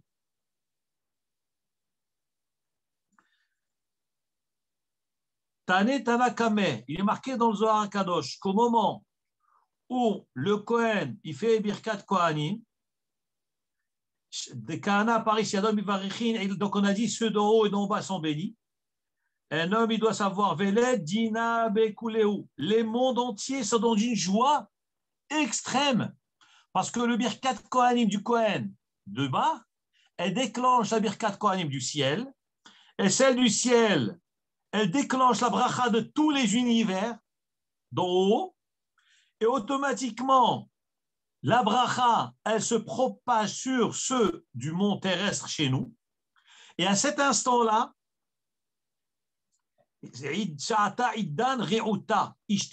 un moment d'un désir de Hachem de déverser sa bonté sur l'univers d'une manière extrême. Velet dina bekuleu. Le din, la rigueur s'annule de tous les mondes, de là-haut, en haut et en bas. Viu sha'ata, c'est un moment où Akadosh Baruch Hu lui-même se révèle, kaviachol, dans tous les mondes, et la paix règne dans le monde. V'ishtekar shlama bekola, la paix règne dans le monde au moment de Birkat Kohanim. À tel point, dit Vetane Tana Kamed Rabbi Shimon, un chacham, un sage a enseigné devant Rabbi Shimon Bar Yochai, Haïma de mitztaher behalmeh, celui qui a fait un mauvais rêve et qui est triste, il a fait un cauchemar la nuit, il est arrivé des choses terribles qui l'ont perturbé, qui l'ont bouleversé. Qu'est-ce qu'il fait? Il passe une sale journée. Dit ce chacham devant Rabbi Shimon Bar Yochai, Liti bishata de kahane par seyadaou, qu'il aille à la choule au moment où les kohanim font birkat kohanim. Veliba et qui disent Ribono shel olam, maître du monde, moi je suis à toi et mes rêves sont à toi. D'ailleurs, cette prière-là, elle figure dans le Sidur Patach Eliyahu. Regardez un passage qui parle des rêves à la fin, et là-bas il y a cette prière, maître du monde. Et on transmet à Hachem, on dit à Hachem, tous les mauvais rêves que j'ai faits sont entre tes mains. C'est-à-dire que le monde, l'univers se trouve dans une telle joie, dans un tel désir, dans un tel réconfort qu'Akadosh Baruch Hu est prêt à tout donner à l'homme. Donc lorsque nous sommes sous le talit, à ce moment-là, on peut tout demander à Hachem. Vous imaginez ce que ça veut dire? On demande tout ce qu'on veut à Hachem, et c'est incroyable au moment où Birkat Kohanim. Donc on voit l'importance de la concentration qu'il faut avoir. Il faut tout lâcher, tout oublier. On met son talit, on pense à Hachem, je me soumets à tes mains, je sais que tu es là, l'Akdoucha est là, j'ai tel problème. Et je pense, il ne faut pas parler, il faut dans la pensée. Et écoutez, Yevarechecha, Hachem, Hachem. Et pensez à la traduction des mots. Que Hachem te bénisse. Il faut sentir qu'on a la bénédiction qui rentre dans moi. Vish, Hachem, Vish Merecha, il te protège. Tu dois sentir qu'on est protégé. Il faut être convaincu de ça. Yaher Hachem éclaire son visage, etc. Il faut se concentrer dans les mots. Il y a quelques mois, j'ai entendu quelqu'un, un homme important, Chachouv, dans la Torah, un rave, il a fait une dracha. Il a dit, Rabotai, il faut rajouter dans la prière telle et telle et telle et telle et telle chose. J'ai dit, Kvodarav, j'ai une question. Il m'a dit quoi? J'ai dit, mais pourquoi vous nous dites qu'il faut rajouter? Mais habituons-nous à faire la prière correctement. Qu'est-ce que ça veut dire rajouter? Prie d'abord ce que tu as devant toi. Va chercher des traductions. Hachem, Sefatai, Tifta, Rufi, Yagi, Teilatecha. Shmotamo, comprends ce que tu dis. Il ne s'agit pas de rajouter, rajouter, rajouter. Il s'agit de faire bien ce que nous devons faire. Et quand j'ai dit ça, il m'a dit, tu as raison. Tu as raison. Effectivement, il ne s'agit pas de rajouter. On a Birkat Kohanim. Concentre-toi des fois. On attend des rabbanim qui viennent de tel pays, tel truc. Les gens, ils courent. Badaï, il faut courir. Et on a des chachamim, des tzadikim. C'est évident. Mais il ne faut pas oublier que tous les jours, on a un Kadosh Baruch lui-même avec nous. Tu vas courir voir un admo, un rav. C'est bien, c'est une mitzvah. Mais tu as un Kadosh Baruch le maître du monde tous les jours. Va à la choule. Tu le vois tous les jours, tu lui dis bonjour. Biskat Kohanim, tu lui demandes ce que tu veux. Donc, qu'est-ce qu'on voit de là? L'absurdité de l'homme. Parce qu'on ne réfléchit pas, on va à la prière, on ne sait pas qu'on est devant le roi des rois. On ne sait pas qu'il est là. On ne sait pas qu'on peut tout lui demander. Et qu'il est devant, on ne peut même pas le regarder, on n'a pas le droit de regarder tellement qu'il est présent devant nous. Donc, c'est un manque de conscience. On n'est pas conscient, on ne prend pas conscience de ce qu'on fait. Donc, il faut s'auto-analyser. Quand on s'analyse, l'importance de la tefila, l'importance de Birkat Kohanim, à ce moment-là, on sait que demain matin, quel demain? Maintenant, avant de me coucher, je vais dire Ine mitato shel Shlomo, là, je vais le dire là dans Birkat Shema ala mita. Et on va penser à ce cours qu'on vient de dire. Mitato shel Shlomo, shishib giborim, c'est les 60 lettres du Birkat Kohanim. Et que Hachem est avec puissance, il est là. Même avant de se coucher, maintenant, à la seconde où on parle, Hachem est devant moi, il est devant nous. Il est en train d'écouter notre cours. Il est en train de nous applaudir. Am Israël, vous sanctifiez mon nom dans le monde. Est-ce qu'on sent Hachem devant nous maintenant? Devant la caméra, devant le zoom? Il faut le sentir que ce n'est pas une machine. Hachem, il est devant nous, mamache. On doit transpirer de ça. Et c'est comme ça que ça doit être toute la vie. Toute la vie. Prendre conscience. Il est là devant nous. Il nous aime. Pas dans le sens il nous surveille. Pas du tout, pas dans ce sens-là. Il nous aime, il veut nous aider, il veut nous donner. Demande, qu'est-ce que tu veux que je te donne? J'ai tout, moi, tout ce que tu veux, je peux te donner. Juste ouvre ta bouche, dis-le, je te donne. Voilà, Botaï, à vous. Merci. Merci beaucoup, Rav. Je me permets Et Shabbat Shalom. Shabbat Shalom, madame, Shabbat Shalom. Je me permets juste une question, Rav. Est-ce que grammaticalement, c'est normal que dans le Birkat Kohanim, c'est Daber el Aaron vel Banav, les morts? C'est-à-dire qu'il y ait deux fois Daber et les morts. Est-ce que c'est pas... Est-ce qu'il y a une raison ou c'est comme ça? Pourquoi il y a marqué les morts? Pourquoi il y a marqué les morts? On aurait pu dire juste Daber. Le Rahim HaKadosh, il dit, chaque fois que c'est marqué les morts, c'est que c'est une génération à transmettre aux générations à venir. C'est ça les morts. Okay. Donc, chaque fois que c'est marqué les morts, c'est que ce n'est pas juste ponctuel. C'est pour les générations à venir, que chaque génération, les Kohanim, les petits Kohanim, tous ceux qui viennent, ce n'est pas seulement Aaron et ses enfants. Jusqu'à la fin des temps, toujours, Birkat Kohanim continuera ça les morts, en disant. Juste, il ne faut pas oublier une chose, le hasard n'existe pas. Vraiment. Le Daf Hayomi d'aujourd'hui, il parle de Birkat Kohanim. Et je voulais vous le dire, je ne peux pas passer outre parce que Hachem est avec nous. La Shrina, elle est parmi nous. Elle écoute nos shiurim. Elle nous donne la force de parler. Tous ensemble, de l'Ardout. Le Daf Hayomi nous parle de Birkat Kohanim. Où la Gemara dit dans Masechet Yoma Dav Lamed Tet Amud Bet, 39 côté B. La Gemara dit que Shimon HaTzadik, qui était Kohen Gadol, pendant 40 ans, il était Kohen Gadol. 40 ans avant le Horban. Je réfléchis. Est-ce que c'est 40 ans, 40 jours? Laissez-moi juste regarder.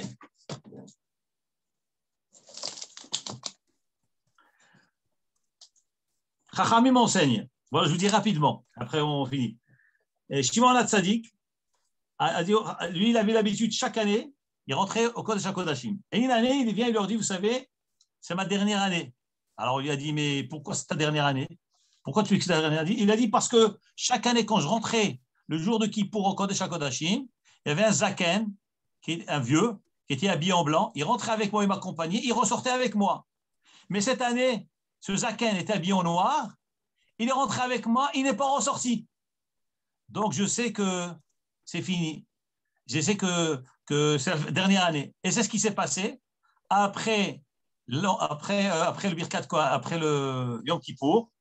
La fête est passée, 7 jours, il est tombé malade, 7 jours plus tard, il est niftar. Et la Gemara raconte que lorsque le Kohen, il fait Birkat Kohanim au Bet Amikdash, il a marqué Vesamu et Shemi al Ben Israël. C'est quoi Vesamu et Shemi? Il mettra mon nom.